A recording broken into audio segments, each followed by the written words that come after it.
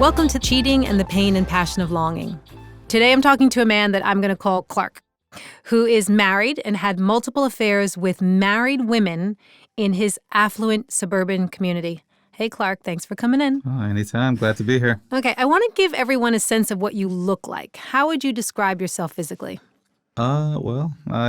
Ex-football player, not pro, college. Tall, dark hair, green eyes. Okay. Better looking than most. Not to be arrogant, but better looking than most. Okay, well, I chose the name Clarke. Yep, that fits. Right, Yeah, Clarke, Kentish, Yep. right? Would you say that's okay? Yeah, it's the same initial as my real name, so it's cool. So you're married, Yes. but estranged. Describe your living situation with your wife. My living situation has been for quite some time an Irish divorce, so to speak, where we slept in separate rooms, haven't shared a bed in probably 8 years. 8 years. 8 years, yeah. 8 years, yep. Do you just not share the bed, but you share the kitchen and all the main spaces? Yeah. I mean, I just I try to limit my contact with her pretty much because, You're social distancing. yeah, it can turn to a fight at any time. So you just keep your mouth shut. I was out of the house for a period of time and then came back and, it was kind of somewhat because of finances and just to sort some things out. What things? Well, most of all, as I said, it really came down to finances. I also, there are children involved. So there were some issues that had to be sorted out. Do you have kids? Yeah, I have one son. One son. And how does your child receive this? Does your child notice, do you think, that my parents are together, but not really? He knows. Well, he knows. I mean, What does he know? Well, exactly? He's seen his mother, act irrational. I'm not being sexist, but he's seen her act incredibly irrational over the littlest things. And For example? just anything. You breathe the wrong way, look the wrong way, answer her the wrong way if he does or I do, and slamming doors and everything else. So, and I've taught him, too, at a young age. I said, listen, you know what? Whatever you do in your life, whether it's your close friends or a girlfriend or wife, always remember you never want to be with somebody who, if you say one little thing, the day is ruined, the weekend's ruined. Someone with a temperament like that, they're not the kind of people you want to have in your life. So you're saying that in direct reference to your wife. Are you concerned that disparaging your wife in front of your son could be detrimental? Honestly, I don't think so. I mean, again, I don't want to say really bad things about her, but she said some pretty horrible things about myself, my family, in front of my son to try to hurt me. So I just keep my mouth shut. Do you feel any sense of responsibility in the dynamic, or you really feel like you're living with a mentally challenged person? No, she's not mentally challenged. Okay. I mean, she, has a graduate degree from a very prestigious school. She's very smart, where whenever you give somebody the upper hand, it sounds childish or there's always an issue. Like, let's say, a wife cheats on a husband and the husband finds out, he takes her back or vice versa. Then they always have something to bring up. You know what I mean? So it's Leverage, never, right. Yeah, so it's never a level playing field. And I live that life, with my wife for a long time and then girlfriend as well. So what caused the breakdown in your marriage initially? it was just, lack of physical connection. Pretty much that was it. It just kind of died out. I'm assuming that you mean by lack of physical connection, Sex. No sex. Yeah, How long were you sexless before? I found a girlfriend. Oh, Yeah, probably. All right. Yeah, I don't know. Probably like a year or so. a year. Yeah. A year, no sex, Yeah. still sleeping in the same bed, no sex, Yeah, and then no you moved sex. to the Irish divorce. I wonder why Yeah. it's called an Irish divorce. Apparently Irish never get divorced. They'll live with something forever. Okay. All right. Yeah. So why didn't you or don't you just divorce now? It sounds like it's irreconcilable. Yeah, well, I was, like I said, I'd moved out for a period of time, a few years, and I lived with a girl, and that, was volatile as well. I went back, a little while back, and I, just part of it was finances, and then you kind of think, I'm living here, I'm tolerating it. If I meet somebody wonderful, maybe I'll leave. It's just like a feeling of uncertainty. You kick the can down the road. Yeah, see what happens. I mean, How did the affair and cheating start? How did you meet that first? The first one I met, I was, on Main Street in the town that I live in, and I bumped into a woman, coming out of a coffee place, and we started chatting, and she asked for my number, and we were texting back and forth, and then it just kind of happened. Did you know when you gave her the number, I'm going for it. This is it. This is my affair. No, not necessarily. I just met her, and we quickly connected, and that was it. It was like, and I hadn't been with anybody in a long time, so it was kind of intense. And then that lasted for about a year, so to speak. Did you have affairs after that? Yeah, I did. After this girl lasted about a year, that ended. Then I met another girl, and that lasted about a year. Describe the women with whom you're having these affairs. Let's see. The first one, dark hair, incredibly attractive, amazing body, great job, never married. Oh, she was single. Yeah, she was single. So Oh, after a year's poor thing. time, I was like, look, you know what? Things are a mess. I'm not sure. I'm still friends with her to this day. I mean, we're on good terms. I see her occasionally.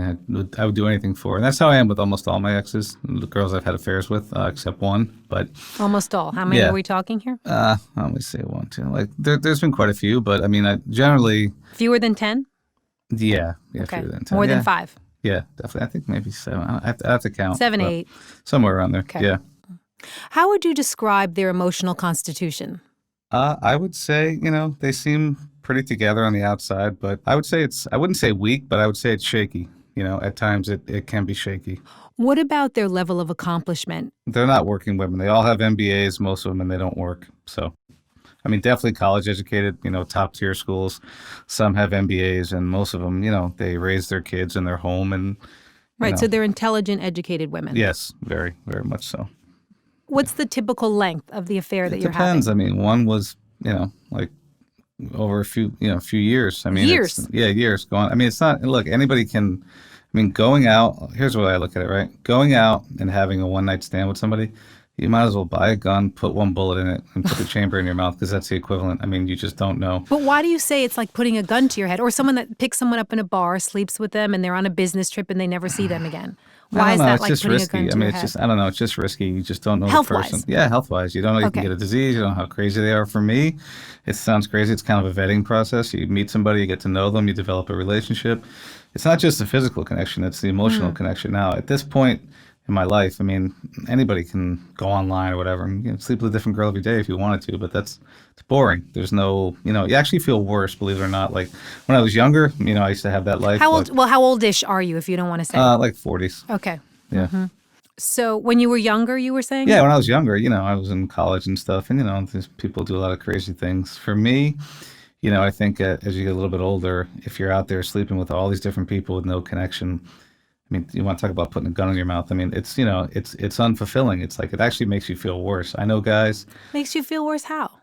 It's just it's like, what are you doing? It's like, okay, like I have a friend who he's been married like 3 or 4 times or whatever it is, and he's out every day sleeping with this girl and that girl. I'm just like, how do you have the mental capacity to, like, you know what I mean, to pull it off? There's a certain point in your life where it's like, what's the point? Anyone can do it. The connection is a challenging part. Anybody can sleep with someone. It's like nothing. Right. So where do you find these women that you're having affairs with? In the community, in the area that I live, it's a pretty affluent area, and the surrounding towns are pretty affluent. So there's a circle of people in 3 or 4 towns that everyone kind of knows each other, from social events to gyms to stuff like that. Who approaches whom? It's usually the woman approaches, me. Really? Yeah. How? Well, there's just Are these women mostly married or single? mostly married. Mostly married women Yes. approach you. Yes.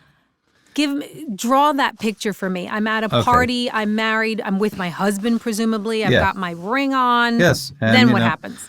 People start talking. You can tell there's like some flirting going on. Your friends, everyone knows each other, your friends. And so it just comes a moment when you just know, whether, you have their number or they have your number, and they'll ask you a question. So they'll give you their number with the husband standing Or 10 feet away? No, you've probably had it before that. Everyone knows each other. Oh, because everyone knows each other. Okay. Yeah, and they'll ask you a question, professionally, about money management or whatever, and then, or they'll call you for something. You can just tell. Huh.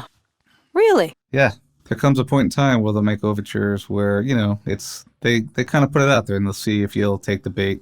Where does the cheating take place? At your house, their house, some other place? Never their house, never my house. It just can happen anywhere. It can happen. What do you mean? If it's not your house and it's not their house, hotels? Yeah, hotels. It can happen at a friend's house. It just depends. A friend's house? Like there's guys I know that travel, internationally, and they're not at their house for a period of time. They're divorced. They're, people are away, or just there's ways to do it. Why is it never at her house? It sounds crazy to talk about no honor among thieves, right? To kind of put it mildly. I would never do that. I don't know, it just doesn't sit well. Okay. And typically the husband, you may know them, but there's no, I mean, you may know, How many times do you know the husband? Because you did say it was a small community. you know who they are, but you don't have a direct relationship with them. Because, look, for me, I mean, maybe over time, if you're in a relationship with them for a year or two Yeah. and, they eventually find out who you are. But for me, it sounds crazy. I don't feel comfortable being in the same room. I know people who, they'll go to dinner parties and, who's sleeping with who, and they're all at the dinner table together. For me, it doesn't sit well. I'm all about anonymous. Is it easy for any married man to pick up and decide to do this? I would say so. I mean, around here, it depends, not being cocky, it depends what you look like too. I mean, if you're, a decent looking guy and you're successful, then yeah, it's not very hard. I don't think everybody can operate at my level, The people I've been with, I highly doubt it, but maybe a few of my friends, but that's about it, I would imagine. So you feel like you're good looking enough, attractive enough, virile enough to have this kind of lifestyle? Yeah, I've had it my whole life. Some may say that sounds arrogant. Would you agree? I would say arrogant. I mean, it's like anything else. I mean, I've always taken care of myself. I've always worked out. I don't do drugs. I don't drink. I mean, I take care of myself, and I mean, and I'm not being arrogant, but I don't know. I've always had a way with women, pretty much, kind of a comfort level. So I wouldn't call it arrogance at all. If you look around at some of the other people in my age group, I wouldn't say arrogant at all. You would say it's a fair comparative assessment. Yeah, I mean, not to be cocky, but the numbers don't lie. As I said, the women are usually, like top tier. Huh. In your opinion, why do these women who have it all risk having an affair and getting caught? What drives them to have an affair with you? I'll put it plainly. Just imagine you have everything you want in your life and you're still not happy. You have all the money, you have everything, you have the loving husband, the kids, and you're still not happy, and you don't know why you're not happy. So you have everything. And most people would kill for your life, these women, right? Mm-hmm. So they seek out something else and they try to find the happiness. I think that's pretty much what it comes down to. It's like a piece of pie or something, and this, they have 90% of it, but that one slice, 10% is missing. So what about you? What are you hoping to get from the affair? For me, it's friendship. It's what I don't have from my wife, which I've really never had when things went sour between us, is a friendship, somebody you can talk to, somebody who's encouraging, someone who's loving, someone who's affectionate, all the things that you don't have. Mm-hmm. More importantly, the material things mean zero. If you're not happy and you don't have a clear head, it doesn't mean anything. So everything I don't have, and I've had multiple affairs, and they've become good friends and a part of my life for a long time. So it must be very painful when it's over because you're losing your friend. Yeah, well, it's never really over. Like, it'll end, except for one that went sour, but it'll end. You'll end the physical connection, but you'll still remain friends usually. Is that for you, or would you say that's typical of most of these affairs? I'm not sure what these guys do. I mean, a few of my friends, they're just in it for the sex, which is like boring, Mm-hmm. I mean, when it ends, you're... Are you sad? No, I'm just yawning. No. No, I meant when the affair ends, are you sad? No, because when you have to end it, when they start acting irrational, when they want more. Have you ever done or not done something that caused a lover to end it with you? That hasn't happened to me. Like, no one has said to me, I don't want to see you anymore. And there's been times where... Never. You've had a lot of ladies. I'm telling you right now, as God is my witness, it's never happened to me. There's been times where they'll act irrational, and then, you just go silent on them, and then give it like a week or two or a short period of time. So, okay, perfect example. You're saying you've gone silent. Yes. No one has ever rebuked you for that silence. Clarke, you haven't called me. I can't take this anymore. No, Clarke, you haven't seen me. I can't take this anymore. I haven't had anybody in the 7 or 8 people I've been with in those relationships where they said, I don't want to be with you anymore. I always maintain a friendship. Do you find that surprising? Not really. I mean, because, Why do you think that no one, with 8 different women who are married, that no one ever said to you, even whether it was verbalized, articulated by their actions, I don't want to do this anymore? You don't find that surprising, or do you? No, I mean, look, they may say it, one day, then the next day they'll text you like nothing is wrong. So, Aha. So someone has articulated that at yeah, some point. they've articulated it, but I mean, it doesn't last. It's like a flash in the pan, So they'll act a certain way, they'll be upset, then you just pull back. So you're saying that they're going to cut you off, but they don't really mean it. Yeah, pretty much. How do you know? Because, they always, kind of circle back around. Or sometimes, like, look, let them calm down, wait, maybe a week or so to reach out to them. They know that I'm there for them emotionally. I think that's why they don't end, because I'm a friend. As a friend to one of these women, yeah. Would there ever be a time as their friend that you would look down on your relationship with them and say, I'm your friend, and what you're doing with me here really isn't in your best interest? I've said that. I'm like, look, maybe this isn't right for you right now. Like, and here's the other thing too.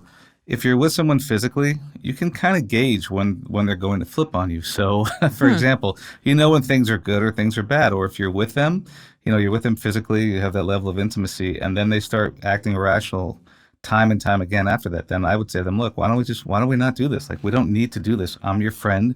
I'm here for you. So that's usually what I do. Why are you having affairs with married women? Why not date single women? Sometimes I do, but the single women, you tell them your situation. Okay. You start dating them, then after 3, however long it is. Wait, so if you start dating them, you're saying that single women are accepting the fact that you are married and living with your wife? Yeah, you're. Does that surprise you? No, that's how it is out there. From what I hear, these stories, I mean, the single world, there's a lot of losers out there. I don't mean that to say, but I mean, there's a lot of... Who are the losers? The women, the men? Who's a loser? Mm-hmm. Men. That's what these women say anyway. What qualifies them as losers? I don't know. Drinking problems, drug problems, abusive physically. I mean, I don't know. I just hear all these stories. None of the stories add up. So what I've heard... So you're hearing the stories, but you don't necessarily believe them? No, I definitely believe them. But, like the single women, if you meet them, you tell them, look, I'm in a bad situation. I've been in it for a while. I'm not sure what's going to happen. Do you believe that when you say, I'm not sure what's going to happen? Yeah, because you know what? When you meet this person, if everything's clicking, you don't know how you're going to feel a few months from now. You don't know if you're really going to connect on a deeper level. And maybe it will be that one. Sounds crazy, but like, I'm looking for the one. You just don't know where it's going to go. So you said before that you have fallen in love and really cared about certain women. Mm-hmm. So why wasn't it that point with one of those women where you could have said, okay, now I'm going to risk losing it all. I don't care what happens. Damned be the world. I must have her. There was one a while back that I, both of us, she was still is in a stale marriage, a lot of issues. We connected. I'd say we both fell in love pretty quick, and she's still a good friend to this day. But, she has her life, and it's complicated, and finances and family and kids and all that. So, there's a lot that goes into it. If you're going to just press the nuclear option and just blow everything up, and, there's some serious restraints there. If money wasn't an issue, maybe. Even the more you have, the more problems, So you can't just say, okay, I met you, I love you. You leave him, I'll leave her, and let's start over. There's a lot that goes into that. And then some guys do it. Yeah, some do. Well, guys do it when it's unbearable in their situation at home. So, for example, I have a situation where I don't bother with her. I try to stay away from her. I pay for everything.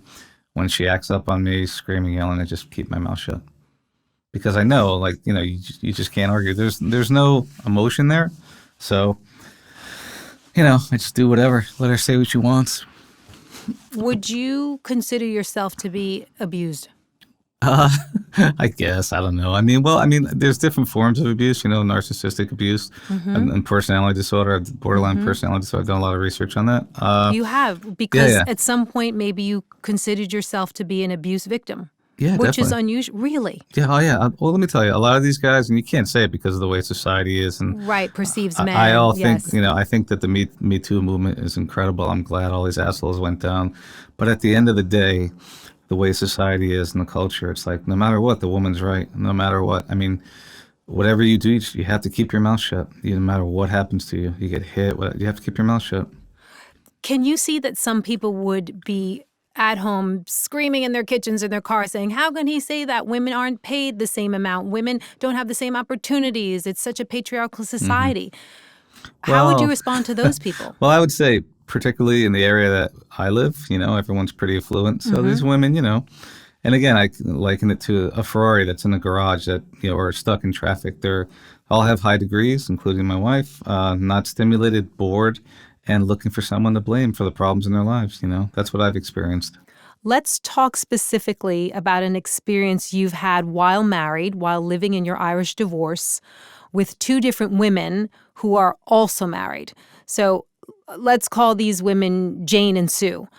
So Jane and Sue were friends, and you dated both of them without the other knowing 1 year apart. Tell me more about what happened. Yeah, so Jane was year one. Okay. That kind of, Did you love Jane? Yeah, I did. She's a really great girl. It became, what's the best word for it? I don't know. We just kind of stalled, and then I met her friend. What do you mean you stalled? The relationship with her stalled. She was having issues with her husband, and he was being slightly abusive to her. So she had a lot of stuff going on. Abusive in what way? I think verbally, stuff like that, financially. So I was with her for about a year, and then her other friend, Sue, who we were all friends and everybody in the same social circle, was also married but getting divorced. Okay. And her and I connected on a friendship level. I didn't tell Jane about it because Sue was still married. Everyone's married, and it's all about being discreet. No matter what, you keep your mouth shut. Would you say it's more about being discreet or more about safeguarding your ability to have relationships with these two friends at the same time without them knowing? I would say, eventually it all came out and everybody found out about it. So for me, it's more about being discreet and trying to protect everybody. So let's say, you and I are together, for example, and if you were married and I'm married, then if we were together, I wouldn't open my mouth under any circumstances. So you're kind of sworn to silence. So that kind of protects everybody involved. So you're dating Jane and Sue, the two friends without each other knowing, and? So then I started dating Sue, and then, Jane and I were still friends, and then Jane came back into the picture, and then I left Sue. What do you mean Jane came back into the picture? Did you call her? No, she, we'd see each other out in social events, and she started pursuing me again, that she missed me, and I kind of missed her, and then she did her best to disparage Sue, which it was a triangle, I was in a triangle for a period of time, and I actually cared deeply for both of them. So now you're qualifying it as a triangle, but I'm hearing that Sue and Jane are the proactive ones. They're calling, they're coming back. What was your role or responsibility, if any, in the triangle? Well, I probably should have picked a side. I did at one point, but then over a period of time. Which side did you pick, Jane or Sue? Sue. The second, okay. Yeah, the second. But Jane would come back in the picture and say, "Oh, by the way, I heard this about her," So she was. They would talk about each other. Yeah, they would talk about each other viciously. So, and you're kind of like, what's real, what's not real? I'm assuming that at some point Jane and Sue found out about each other. They did. How did you get caught? What happened? I was at a place with Sue, and Jane came there. And as we were leaving, she was waiting for us. And then she's like, "What are you doing here? What are you doing there?" And then it was getting late, so we all had to go. Those two eventually talked, exchanged stories, and then they were on a mission to destroy me. And then I spoke to Sue, and we sorted it out, and I was with her for quite some time. They were on a mission to destroy you. What do you mean by that? They were just angry, because they felt like maybe I was with both of them at the same time, which in fact I wasn't. There was never a time where I was with them, with one day, one the other day. So you weren't sleeping with them at the same time. No. So it'd be 6 weeks for Sue, and then 5 weeks for Jane, and then 3 weeks for Sue, and then and in your mind that doesn't qualify as simultaneously. Yeah, no, I guess it does, but I was never I was never with them at the same time. It would have been nice, right? But threesome, it just didn't work out that way. Would you have liked to have a threesome? I don't know. It would have been interesting. Do you think they would have done that? I think they were too competitive, literally, in every form of their life to ever do that. But and then there was a point in time where I felt like it wasn't about me; it was about them. About who could one up the other and who could get him back. And so you became the quote unquote prize in their competition. Yeah, I guess so, if you want to call it that. But there's a lot of collateral damage, a lot of rumors and reputations. For you. Them too. A lot of it. It definitely took its toll on everybody. It became public knowledge. People in the community know. So you're out at a party and they're saying, "There's Clarke, Jane, and Sue. We know what happened there." Yeah. How does that make you feel? I wish it was private. It would have stayed private if they kind of leaked it out. So what did their husbands? Well, one of them is divorcing and the other's still married. What's the married husband say? I don't think he believes it or knows it. I'm not really Wait, sure. that's a big difference. You don't think he believes it, or you don't think he I knows think it? he's heard rumblings, but I'm sure she told him. Squash them. Yeah, said that wasn't the case. Between you and me, is he in denial? Yeah, probably. Yeah. But I who mean, knows? he takes one look at you and he's like, Yeah, that's but, plausible. she's a great person. I care about her, but she's also a handful, high maintenance. So he's got his work cut out for him there. You have referred to some of the women as high maintenance several Yeah. times. Describe what high maintenance comprises. What does that look like? One of them in particular, high maintenance, is I'm beautiful. Look at me, hair, nails, everything at the gym 7 days a week, 4 hours a day. And if you're not paying full attention to me every second of the day, then I'll go out, I'll do this, I'll do that. So it's kind of like, Full attention meaning what? You have to constantly call. You oh have yeah, to constantly call, text. Oh, it's like a child that you can't leave unattended. It's really sad actually. But when someone's a narcissist, which this person was, it's difficult. It's really difficult managing that. It takes a toll on you. It's taken quite a toll on me. How? It's just it's exhausting. It's really exhausting. Why did you put up with it? I don't know. Maybe it was a physical attraction, or I'm not sure. There was a connection, and then you're like, all right. When I was between these two situations, was involved with anybody else. So. Do you think you put up with it because it was a reflection on you? You described her as being gorgeous and desirable. Did it make you look or feel better about yourself to have her? Not to be cocky. I could have replaced her 10 times over. We had a connection. It was a combination. There was volatility. There was fighting. There was sex. It just. Did you like that on some level? Some level, but it got exhausting. And then it was a triangle. It was about the three of us for so long, so many years. Do you lie to any of the women you cheat with? Well, yeah. I wouldn't. Yeah, I guess you would call it lying. They asked me, "Have you been with anybody else? Who have you been with?" And I say no one, because it doesn't concern them. If I had an affair with you, let's say, and you're married, and I keep my mouth shut no matter what. You have to put a gun in my mouth to get me to, disclose who's who. I just would never do it. Do you ever think the women suspect that you're lying? I don't know. They just, they may have asked me, who have you been with, or have you been with this person? I'll say, no, what are you talking about? And if I had been, I would never betray the trust of the person that I was with. So would you say that untruth, that lie right there, really starts you off on a bad footing? I mean, the relationship is starting off with a distrust. Well, think of it this way. Let's say it's you and I. Wait, would you stop with that? Or There whoever. is no you and I. Let's say it's whoever. Let's say it's whoever it is. And I'm with her and she's married and we become great friends. Ask her the same question. If we just become friends someday and I start with another girl, do you want me to tell her about you? I may be deceiving them, but it's in the past. They don't need to know about it. Typically, do you leave the affairs or does the woman get fed up and leave you?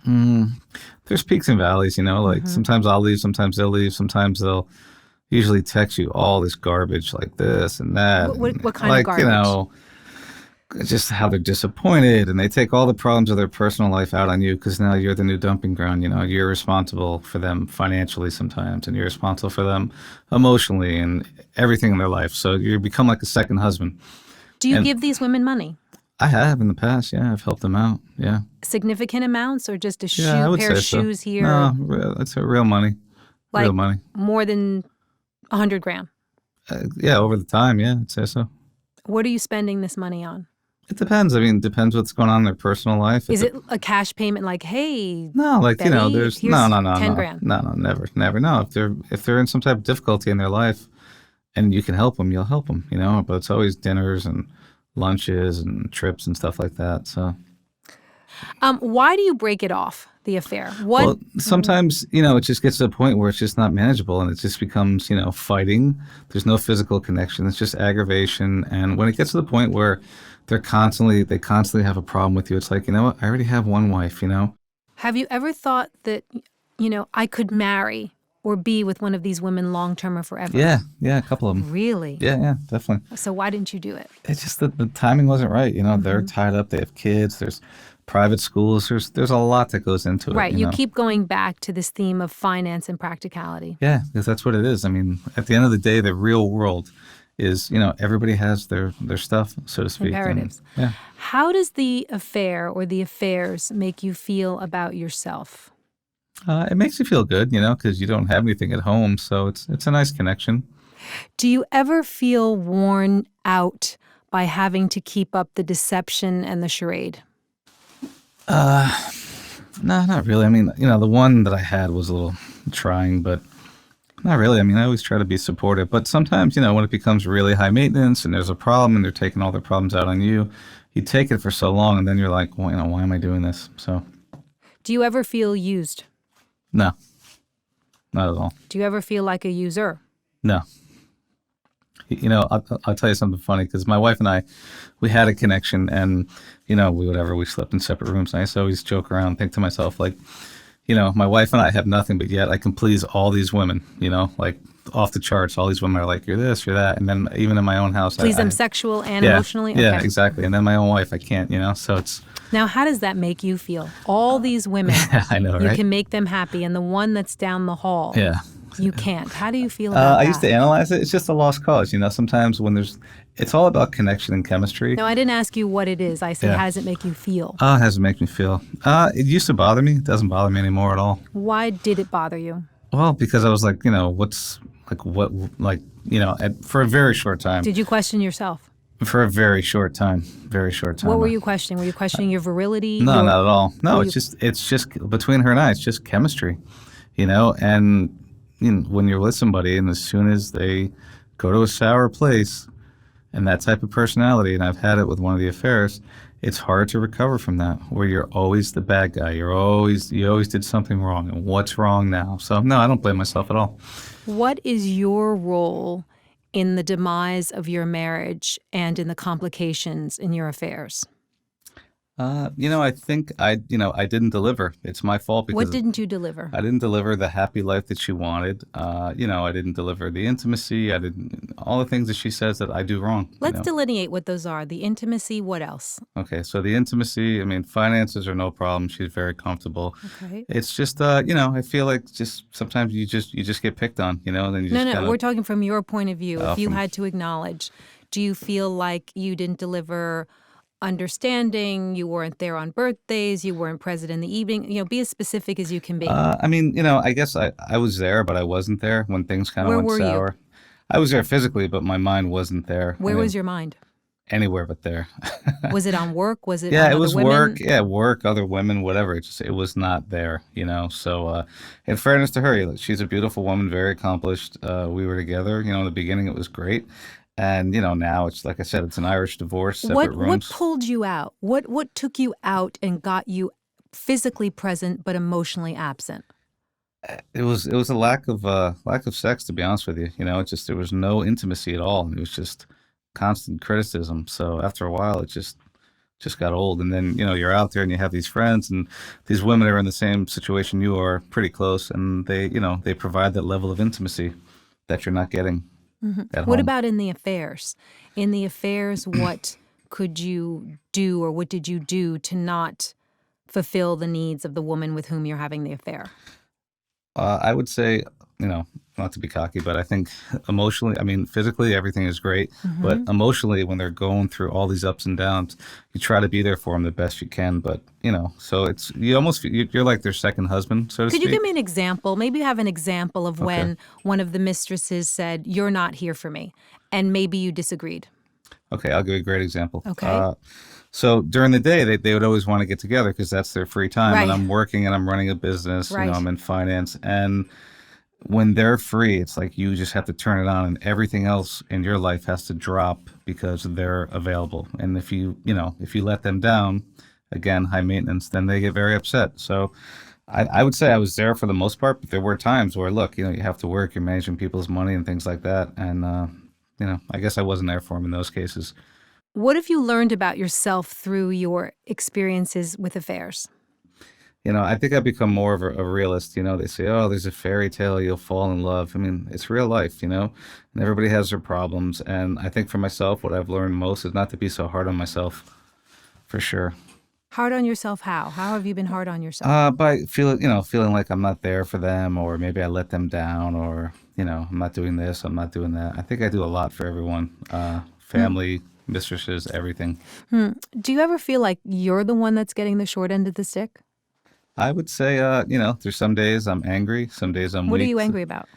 just my life and where I am, and how I have to reach out to these women for things I don't get at home, and then I have the situation at home that I don't leave because of finances and children. So some days you Are just you feel ever like you're angry at trapped. yourself? Do you ever look in the mirror and say, I have a sense of culpability? Yeah, of course. No, no, yeah, no, no, of course. I mean, look, when I first got married, we had kids. When it was falling apart, I should have gotten out a long time ago, and I didn't. And now, I'm in it. No, So I'm not asking you what you should have done. I'm yeah, asking you how you felt. How do you feel? You're saying that sometimes you're angry. I appreciate you acknowledging yeah. that. Um, do you Uh, ever have a sense of guilt or shame? uh, you know what? I compartmentalize it so much that I not really. I mean, someday, You my never have a sense of sometimes, guilt sometimes. You mean towards my wife? For toward yourself for the way that Nah, you conduct yourself. not really, because you know what? I know it sounds crazy, and your listeners are probably not going to agree with me, but I mean, I just take it day by day. I don't feel guilty, but some days I do get angry at myself, like about trying to balance everything and why I put myself in these situations. You know, Do you ever feel ashamed? no, Never. nope, When the stories come about the mistresses, no. if people were to know, you would not feel Yeah, ashamed. if people were to know, but this is very simple to understand. If it's not me, it's going to be someone else. Hmm. So they're in that situation. I just, I'm friends with them, and If you it's know, not Clarke, it'll be Bob or yeah, of David. course, yeah, without a doubt. So that's a fact. If it's not me, it'll be someone else. Are you going to continue having affairs? Uh, yeah, probably. I mean, I guess, I'll take it day by day and see. I mean, I do have hope that maybe one day I will meet somebody that just makes me want to pack it all in and just leave my situation and start over. If you had to use 3 or 4 adjectives to describe how men like yourself, married and cheating with other married women or single women, feel, what would be the 4 adjectives to describe how you guys feel? Guys like me feel, I mean, a lot of people feel trapped. They feel hopeless. They're agitated a lot. And I don't know. I'm trying to think. I'm hopeless. I'm agitated. I don't know what else. Sad. Sad. Yeah. Okay. Sad. Yeah. It You just know, depends, Clarke, in those 4 Yeah. adjectives, Hmm. none of them were optimistic, joyful, or hopeful. Yeah. I think that's for sure because, when you're in a situation like I am, you can have your separate life, but when you go home is when reality hits. So you can have these great days and great nights, but when you go back home, sometimes reality hits you in the face. Would you recommend having an affair to anyone, woman, man, married, single? I guess I would say, like, to some of the guys I know, I tell them, look, it's like having a second wife and there's a lot of headaches, and be careful because, if you're sloppy, it can blow up and your whole life can be destroyed. Thank you. Okay. I really appreciate it. My pleasure. Some people are going to say, oh my God, this guy is so pompous. I can't believe him. No, not at all. I'm not pompous at all. I'm the last person who's pompous. I'm just, I'm fortunate. I'm very, just fortunate I have my health. I have a decent life and just try to make the best of it. Thank you so much for being here. Okay. Thank you.